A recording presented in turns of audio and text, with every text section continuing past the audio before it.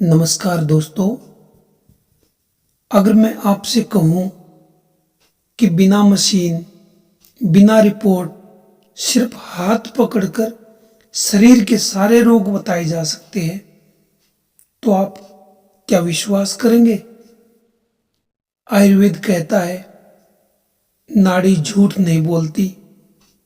आप चाहे विश्वास करो या न करो, नाड़ी कभी सांप जैसी दौड़ती है, कभी हंस की तरह शांति से चलती है, तो कभी मेंढक की तरह उछलती है। आज मैं आपको नाड़ी परीक्षा का वही गूढ़ रहस्य बताने जा रहा हूं जो हमारे ऋषि मुनियों ने जाना था और हम सबको बताया था। आयुर्वेद के अनुसार हाथ की उंगलियों के नीचे नाड़ी के माध्यम से दोषों की पहचान की जाती है। पहली उंगली के नीचे वायु की नाड़ी चलती है, दूसरी उंगली के नीचे पित्त की नाड़ी चलती है और तीसरी उंगली के नीचे कफ की नाड़ी चलती है। जो नाड़ी सांप और जोंक की तरह कूदती फादती तेज और चंचल चलती है, ऐसी नाड़ी वात दोष की मानी जाती है। पित्त दोष की नाड़ी, जो नाड़ी कौवे और मेंढक की तरह उछलती है, तेज गति से चलती है, वह नाड़ी पित्त दोष को दर्शाती है। कफ दोष की नाड़ी हंस, बतख और कबूतर की तरह चलती है। कभी कभी यह मुर्गे की तरह धीरे धीरे और भारीपन के साथ चलती है। यदि इस प्रकार नाड़ी चलती है तो आप समझे कि ऐसी नाड़ी कफ दोष की मानी जाती है। दोषों के मेल में जो नाड़ी एक साथ चलती है, जैसे जो नाड़ी सांप और हंस दोनों जैसी चलती है, तो आप समझे ऐसी नाड़ी को वात कफ की नाड़ी कहते हैं। और जो नाड़ी बंदर, मेंढक और हंस की चाल जैसी हो, तो वो नाड़ी पित्त और कफ की नाड़ी होती है। दोस्तों, कई बार सन्निपात की नाड़ी भी होती है।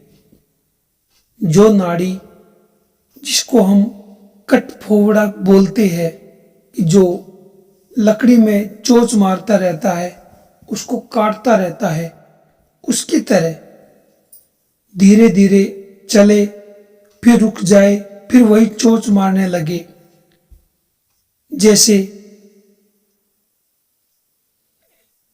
चोंच मारते मारते वो नाड़ी चलती है, तो उस नाड़ी को हम सन्निपात की नाड़ी मान सकते हैं। या जो नाड़ी टेढ़ी, व्याकुल और ठहर ठहर कर चले, तो उस नाड़ी को भी हम सन्निपात की नाड़ी मान सकते हैं। बुखार में नाड़ी गर्म और तेज चलती है। काम, क्रोध और चिंता में जो व्यक्ति होता है, उसकी नाड़ी तेज चलेगी। जो व्यक्ति मद्यपान का सेवन करता है और धातु क्षीण होता है जिसका, उस व्यक्ति की नाड़ी बहुत मंद गति से चलती है। रक्त विकार, जिसको खून की खराबी है, उस व्यक्ति की नाड़ी भारी और उष्ण चलती है। कभी कभी पेट में आम होता है, जिसके पेट में आम है, जिसको आम बनता है, उस व्यक्ति की नाड़ी बहुत भारी गति से चलती है।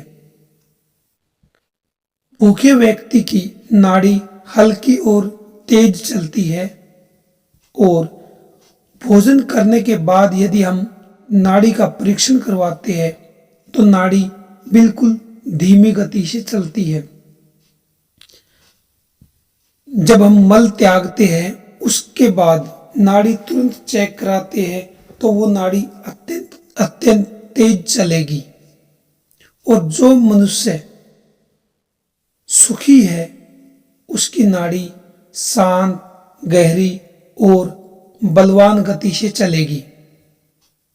तो दोस्तों, नाड़ी केवल धड़कन नहीं है, नाड़ी शरीर की भाषा है। जो इसे समझ ले वही सच्चा वैद्य कहलाता है।